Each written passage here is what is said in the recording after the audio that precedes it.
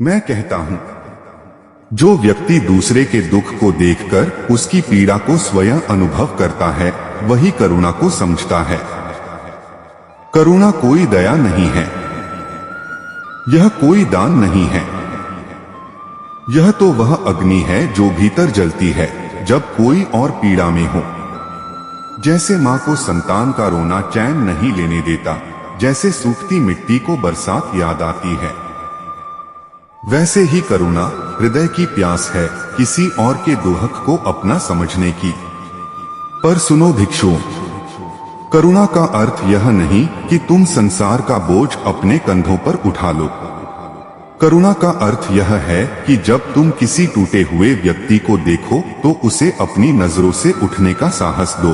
तुम उसका आंसू नहीं पोंछ सकते, पर यह कह सकते हो मैं तुम्हारे साथ हूं। मैंने एक बार एक किसान को देखा, उसकी फसल जल चुकी थी। लोगों ने कहा यह उसके कर्मों का फल है। मैंने कहा नहीं, यह उसके भाग्य की परीक्षा है। और मैं उसके साथ जाकर नई मिट्टी में बीज बोने लगा। वहीं से करुणा उपजी। करुणा का अर्थ है किसी की नियति को कोसे बिना उसका साथ देना। करुणा एक क्रांति है, मौन की क्रांति। यह शोर नहीं करती पर संसार बदल देती है। जब तुम किसी अपरिचित के लिए भी भोजन रख देते हो, जब तुम किसी थके हुए को बैठने के लिए अपनी जगह दे देते हो, तो वह क्षण छोटा नहीं होता। वह क्षण तुम्हारे भीतर एक बुद्ध के जन्म जैसा होता है। मैं कहता हूं, करुणा को विचार मत बनाओ, उसे अभ्यास बना।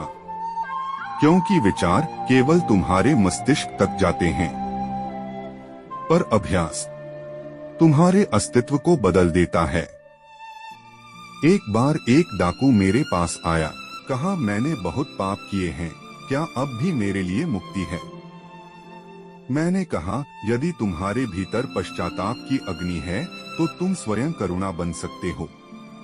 और उसने वही किया।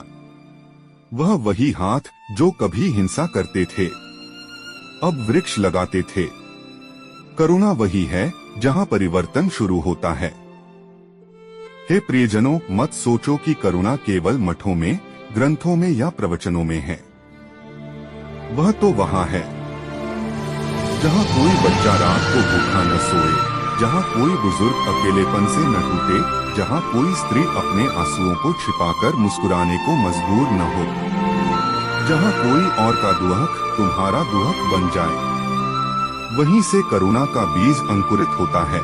इसलिए मैं कहता हूं, करुणा को अपनाओ, क्योंकि यह धर्म नहीं, यह मनुष्य होने की पहली शर्त है।